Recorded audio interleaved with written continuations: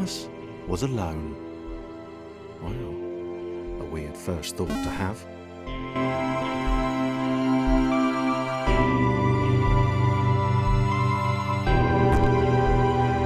Thomas decided to start listing his observations for posterity.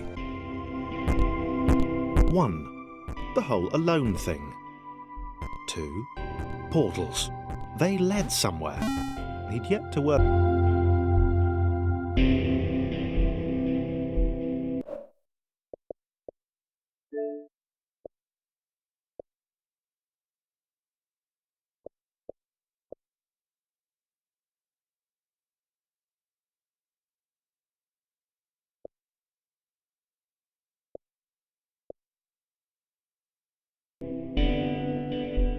Okay, interesting. Thomas couldn't fall past this block. Think, damn it, think! What if there was some kind of inverted fall? Some way to... what's the word? Jump. It worked! Thomas had solved the great inverted fall mystery. A big jump. But Thomas noted there was no real danger in missing it. The world didn't want him to fail here. It was pushing him, but gently.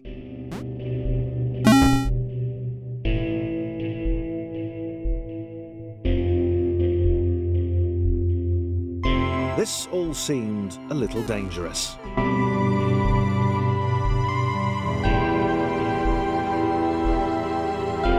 This all seemed a little dangerous. The world was not to be trusted. It was unstable, and it's...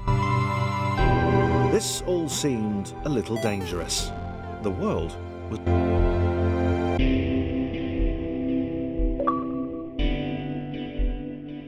This all seemed a little dangerous.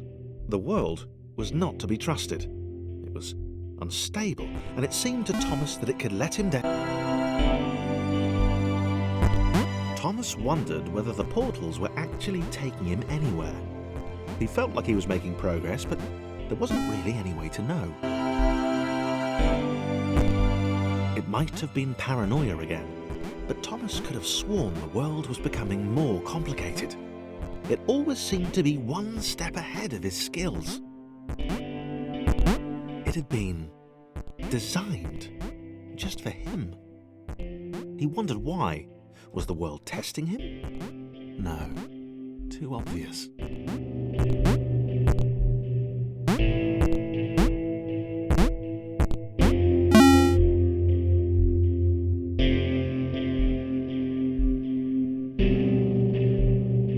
Something about the boiling, toxic, glowing water intimidated Thomas. He didn't like it. He certainly didn't want to swim in it. He made another mental note. 4. Water. Not good.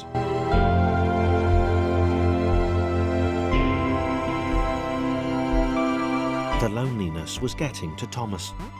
No amount of observation or obsessive note-taking could combat that.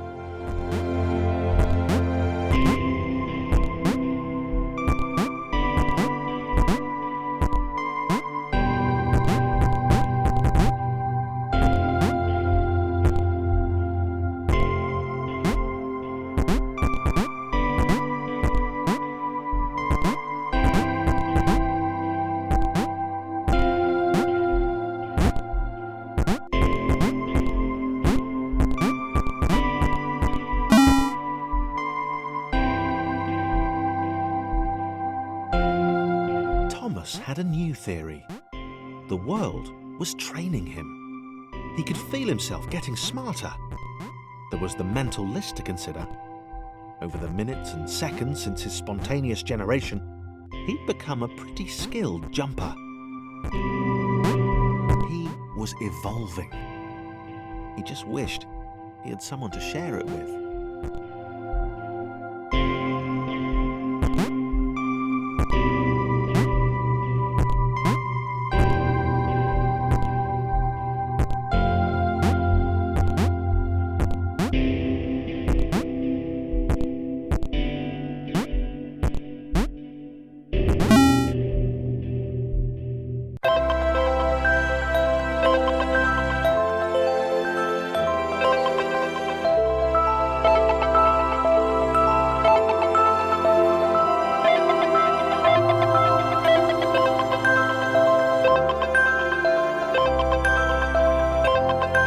Chris took an immediate and deep dislike to the skinny red rectangle. Who the hell did this Thomas think he was?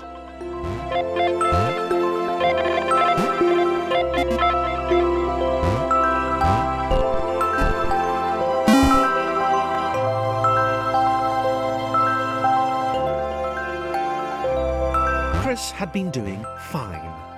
He wasn't the highest jumper, but he'd held his own. He'd even been graceful at times. Well, not technically graceful, it's probably the wrong word, but you know, fine. There was that skinny little runt leaping about like he owned the place.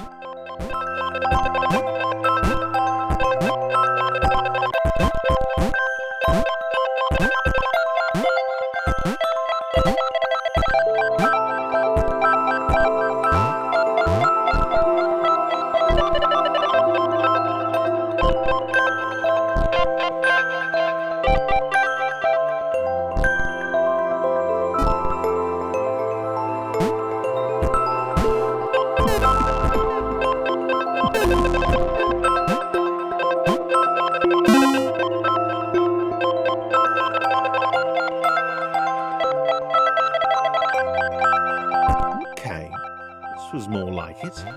A glowy white thing. Only Chris could get to it, which of course made it all the more enticing. What would it do? What new opportunity might this switch open up to him? Great. Another chance for Thomas to jump slightly higher than Chris. How fortunate. Seriously, this made the whole switch pressing thing. Was this good?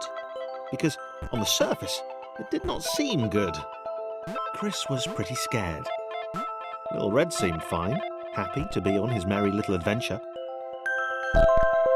Chris couldn't shake the feeling that things had taken a significant turn for the worse since Thomas had joined him.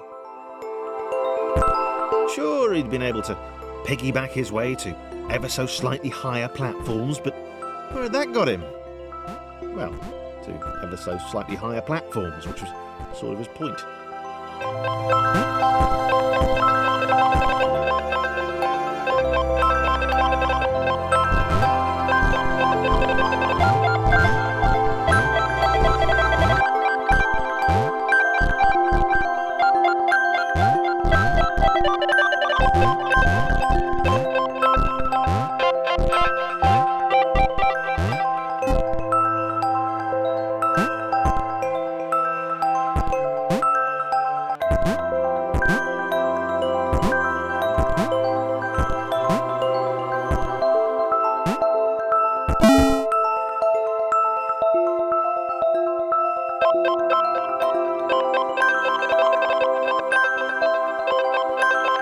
Chris stared at Thomas with pure hatred.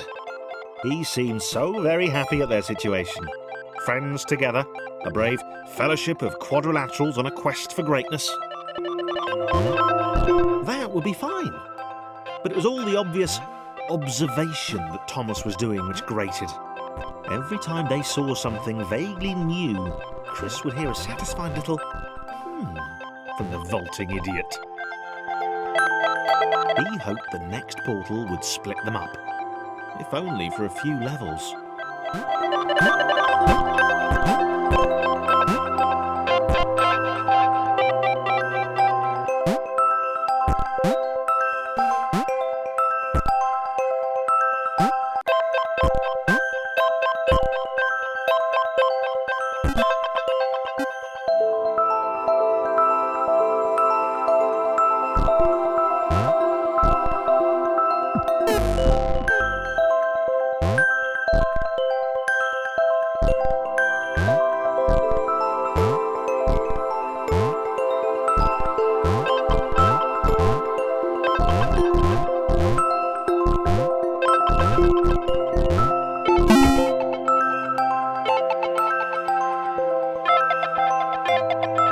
John knew.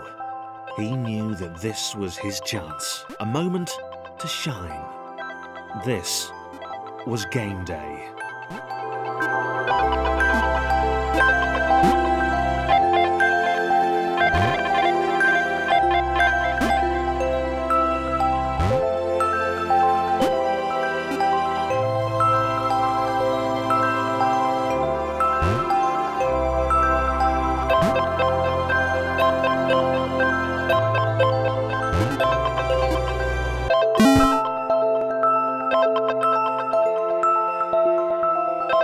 This would not do. John needed room to show off his exceptional skills. As it was, he was trapped on the wrong side of these little dot things. Where did they come from, anyway?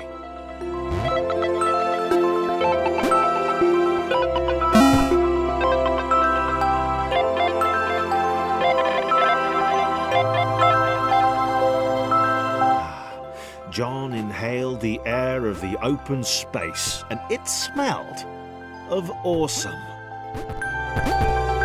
Time to flex those muscles, to put his training to use, time to show those little dots how it was done. John decided to press the switch to let the little dots catch up with him. John cared for his new allies. You could tell from the sympathetic expression he practiced in the mirror all these years.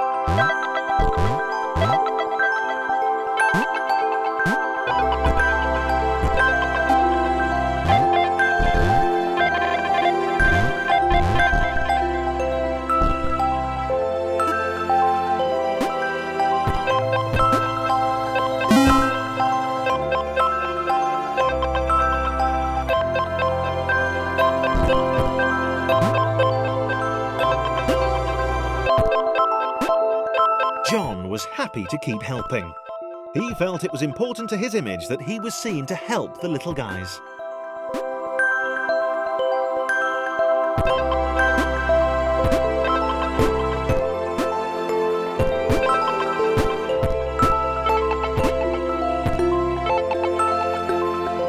He didn't mind them so much either.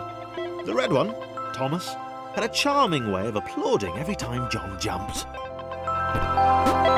The angry orange one was less immediately likeable, but his unremitting cynicism and tutting amused John.